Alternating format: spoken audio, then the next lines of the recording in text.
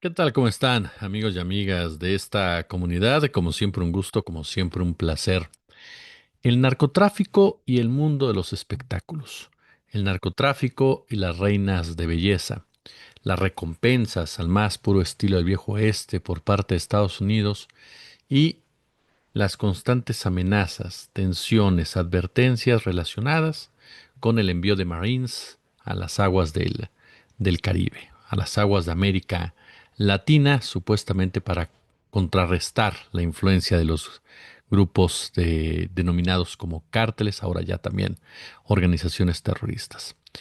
Todo forma parte de una novela perfectamente escrita con consecuencias lamentables, dolorosas, ruines para millones y millones de personas, sumidas precisamente en la pobreza, en pocas oportunidades de desarrollo, quienes quedan en medio de las balas, quienes quedan en medio de las disputas, quienes quedan en medio de las ambiciones de empresas grandotas, de financieristas desde Wall Street, de inversionistas, de las fortunas enormes, no solamente de México, sino también de otras partes, por supuesto, del planeta, enfocados en el extractivismo, enfocados en despojar de recursos naturales.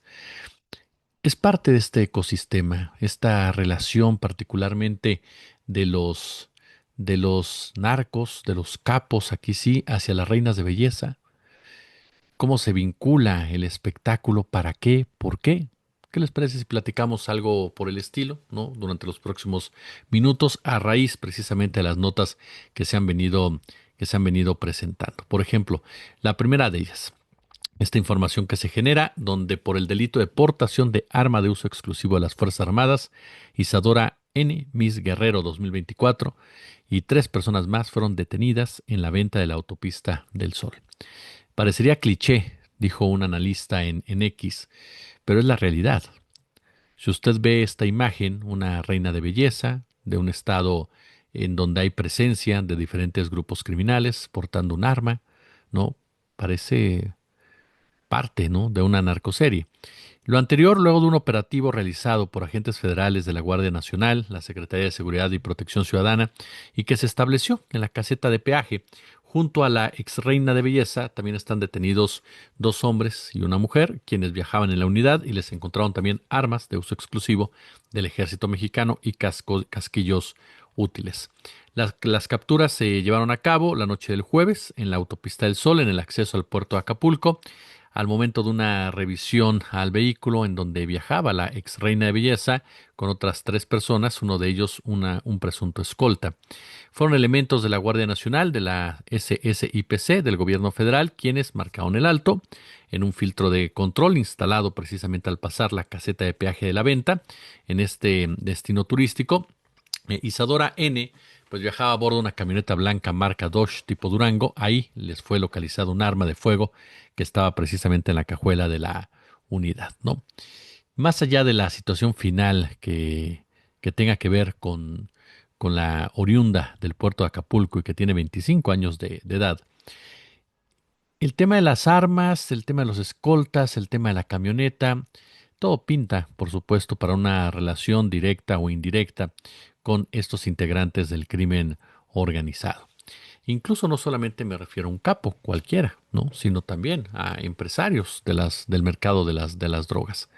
Y aquí, por ejemplo, es muy interesante que hagamos un primer análisis, ¿no?, respecto al tema del narcotráfico y las reinas de belleza, ¿no?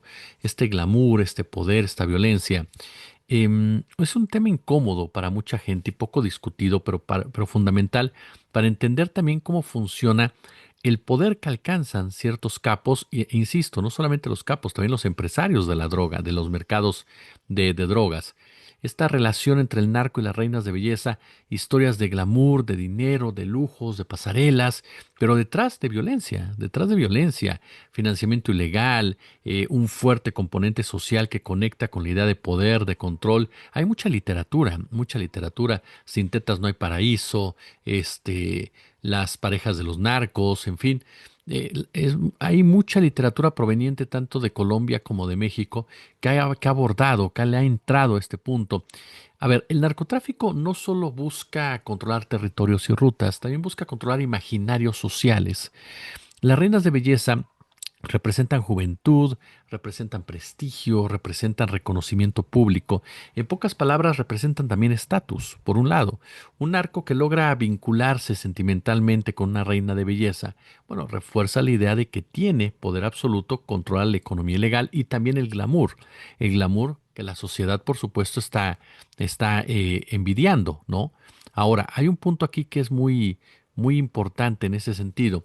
Hay casos emblemáticos, ¿no? Casos emblemáticos, pero no solamente se trata este, de controlar este glamour, también del sometimiento muchas veces a los caprichos de estos personajes, o luego también se da el deseo voluntario de parte de algunas de ellas de pertenecer a ese mundo deslumbradas por una supuesta riqueza. Casos ejemplares, bueno, Emma Coronel, la esposa de Joaquín El Chapo Guzmán, ex reina de belleza de Sinaloa, que pasó de coronas y certámenes a juicios en Estados Unidos. El caso de María Susana Flores, la recuerda, reina de belleza sinaloense, quien murió en un enfrentamiento armado en 2012, recordando pues el alto riesgo de estar cerca de estos grupos. Hay casos en Colombia, hay casos en Venezuela, en donde los certámenes de belleza pues han sido financiados directa o indirectamente por dinero del narcotráfico y con testimonios de candidatas que aceptaban patrocinadores ligados precisamente al narco. Digo, también en México, Joaquín El Chapo Guzmán se hizo famoso, ¿no? Se hizo famoso por estar financiando estos concursos de la flor más bella del ejido. Y no fue el único. Pedro Avilés también lo hizo, el llamado León de la Sierra. Se hablaba también mucho del Azul, de Juan José Esparragosa, y capos también de un segundo nivel en la estructura. No, todos estos ejemplos nos muestran que no son casos aislados, sino que es un patrón estructural. ¿Por qué el narco se siente atraído por estos eventos? Ya lo decíamos en parte, pero hay un punto fundamental, que es la legitimidad social.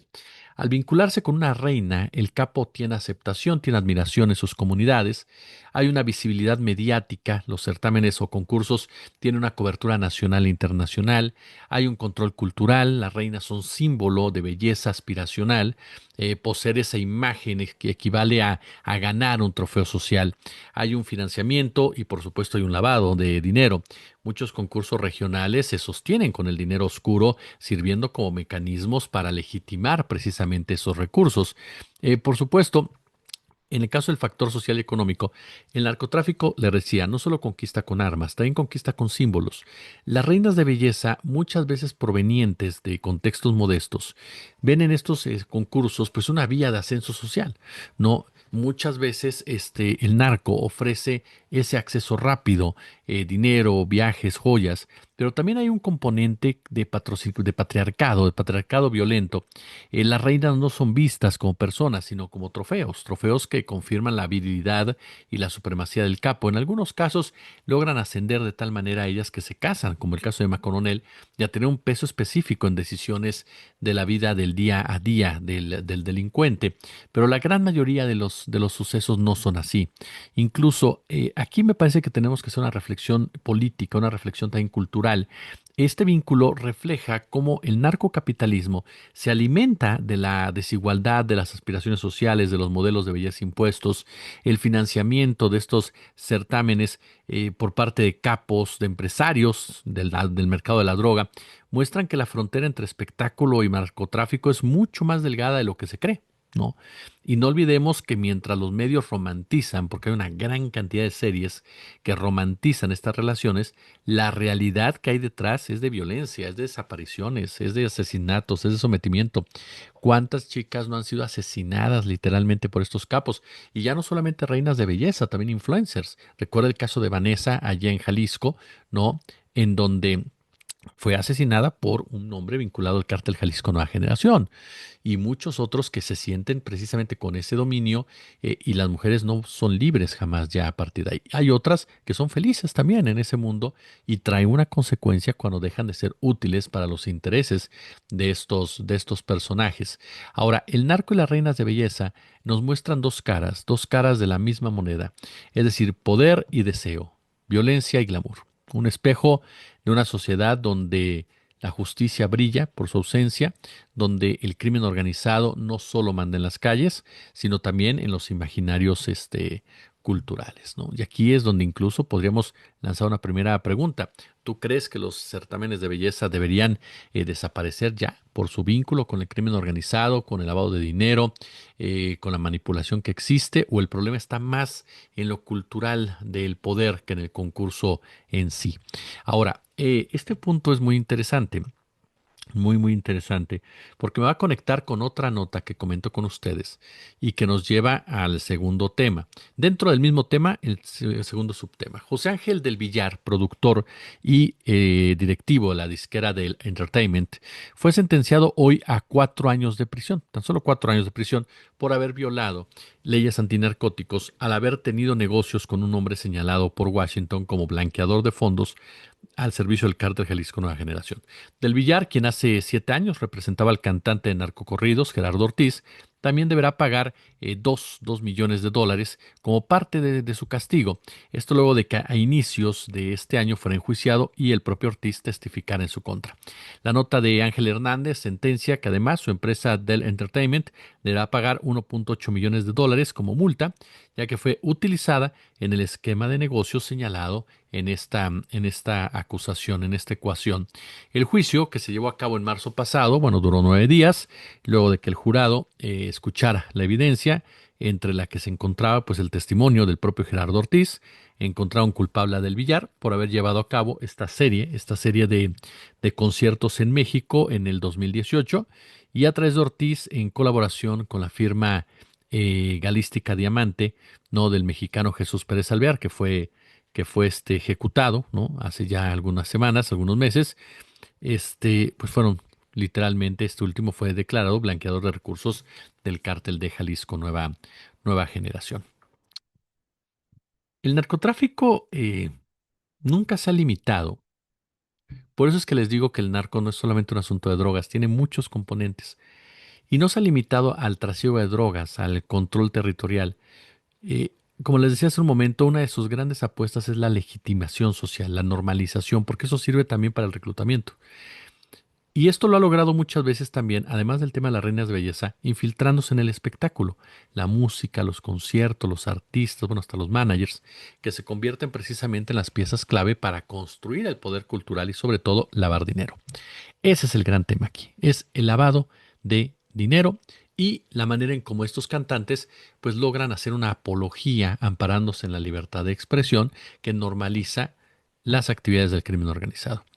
El mundo artístico representa prestigio, representa popularidad, representa acceso masivo. Para un capo, financiar o relacionarse con artistas no solo es un lujo, es una forma de mostrar nuevamente control, como les decía, y penetrar en espacios que el poder político y militar en algún momento dado no les da, según lo que han declarado ya varios expertos en este tema. Pero hay un factor aquí que me interesa mucho comentar con ustedes. Un corrido, una foto con un cantante, en alguna ocasión nos decía Silver Mesa, o incluso el patrocinio de un concierto, equivale obviamente a reforzar la imagen del capo. Lo mismo que pasaba con las reinas de belleza, lo trasladamos aquí y es similar. En México, por ejemplo, es muy evidente el tema de los narcocorridos, de los corridos tumbados, de los corridos bélicos, que glorifican la vida del capo. No son denuncias, como se han querido ver. Para mí, para Jesús Escobar Tobar, el narcotráfico no es cultural, es capitalismo armado, esa es la verdad de las cosas. Y por eso normalizar la violencia a través de estas canciones lo que busca es beneficiar a ese sistema financiero que produce al narcotráfico. Los conciertos masivos financiados por dinero ilícito, obviamente donde las taquillas se usan para lavar capitales, todo lo que es este concierto, que compras aparatos, luces, contratas gente, convenios con empresas para que haya alimentos, ¿no? Todos los instrumentos musicales, los traslados, en fin, es un mundo donde puedes lavar muy fácilmente cantidades importantes de dinero. Las relaciones sentimentales, por ejemplo, entre capos y artistas, que se han dado y se han dado muchas veces porque esos capos buscan comprar al artista, buscan, les gusta alguna mujer, les gusta algún hombre y pagan cantidades para tenerlos cerca, en pocas palabras. Y no solamente los capos, también los jefes policíacos vinculados al narcotráfico, también los funcionarios públicos vinculados al crimen organizado. Pero de esa manera, si nos centramos en el capo, de esa manera para ellos es glamour. ¿Recuerda usted la entrevista con Sean Penn y Kate del Castillo? A los hijos del Chapo estaban felices tomándose fotos con Kate porque es una mujer muy guapa, una artista talentosa y una persona popular. Y ni hablar de un Sean Penn entrevistando a Joaquín el Chapo Guzmán. Ahora, el caso de los managers, bueno, el caso concreto también de la Barbie, que acudía regularmente al bar y tenía relaciones con artistas. El caso de Sergio Mayer, el caso de otros más, de Charlie y otros más que estaban sentados de una u otra manera, tenían una relación personal. Ese joven, apodado el Muñeco, incluso denunció en su momento que claro que había una cercanía entre Mayer y la Barbie, ¿no? Y hasta un presunto financiamiento para una película sobre la vida de este capo. Pero además, te digo una cosa, quienes hayan ido al bar y lo saben perfectamente, saben muy bien a qué hora llegaban los capos, entre ellos el JJ, que tenía una relación con Silvia Iribarren, que era una modelo y salía en un reality show. Pero ellos sabían quiénes eran los capos, a qué horas llegaban, en dónde llegan. En el norte de la República también es muy común verlo, ¿no? En donde de inmediato tienes ciertas relaciones de artistas con los narcotraficantes, ya sea por un interés mutuo, por una imposición de unos o por un interés de otros. Pero se da, definitivamente. El caso de los managers, de los promotores, que sirven como intermediarios muchas veces, aceptando en efectivo a cambio de contratos y presentaciones. Esto, y si me voy más lejos, me tengo que meter en lo que ya hemos hablado en otras oportunidades. No es algo aislado. El espectáculo se convierte en un vehículo de blanqueo y de propaganda y está planeado hacerlo así. Es parte de una estrategia estructural del crimen organizado, porque dentro del crimen organizado se requiere también el ala mediática. Ahora, el negocio musical es perfecto para mover dinero sucio. Están los boletos inflados, se reporta mayor asistencia de la Real, justificas ingresos ilícitos, están los contratos millonarios en efectivo, pagos a artistas por presentaciones privadas, muchas veces en las fiestas de capos, cuántas veces no se ha hablado de eso. Las productoras fantasma, por ejemplo, se crean sellos musicales o disqueras independientes que funcionan como tapaderas. ¿Para qué? Para invertir dinero, no del narco, en nuevos talentos, por ejemplo. Esto esto ha ocurrido, déjeme decirle algo, esto ha ocurrido en México y en Colombia, confirmado, en donde artistas, ¿no? Eh, de ciertos géneros musicales han sido señalados por aceptar contratos con dinero ilícito, porque invierten en ellos, los elevan, no son un crecimiento orgánico, eso es una gran mentira. Muchos de los chicos, chicas que cantan estas canciones son impulsados por el crimen organizado. Y no hablo de los capos, hablo del crimen organizado como tal para poderlos hacer partícipes y voceros de estos grupos ante los jóvenes y logres otra vez legitimar su vida como tal. Ahora, para algunos cantantes, obviamente, aceptar estos contratos es una forma rápida de hacerse millonarios, de ganar exposición, pero también significa ponerse en riesgo. Muchos han sido amenazados, muchos han sido secuestrados, muchos han sido, si no mal recuerdo, incluso asesinados, precisamente por incumplir presentaciones privadas o, ojo con esto, ser parte del cártel. Es decir, el cártel de Sinaloa ubica muy bien quiénes son los cantantes del cártel de Jalisco. Y si quiere desquitarse, por una cuestión tan básica de que al Mencho le gusta tal cantante, va y lo ejecuta. Y viceversa, eso ha pasado. Pero yéndonos más a fondo y yéndonos a lo machuchón, como siempre les he dicho, son parte de esta guerra también de mensajes, en donde mediáticamente, insisto, debes de tener control territorial, control social. Entonces la música se convierte en esa herramienta en donde un cantante agrede a otro cártel, ¿no? Para que la gente en esa zona tenga influencia positiva a favor de uno, negativa a favor del otro. Y entonces este otro cártel lo mata, lo levanta, lo asesina, en fin. ¿Por qué? Porque los ven como herramientas, como arma, porque a final de cuentas se convierten en un arma de propaganda. La propaganda es un arma, sin duda alguna, en muchos sentidos, ¿no? Y el espectáculo entonces se convierte en el espacio donde el artista ya no es solo el creador, sino es un recurso más, ¿no? De esta guerra. simbólica del crimen organizado. Ahora, aquí entra un punto delicado. Las instituciones, por ejemplo, los empresarios, gobiernos locales incluso, que han cerrado los ojos frente a este fenómeno. ¿Por qué? Porque los conciertos generan derrama económica.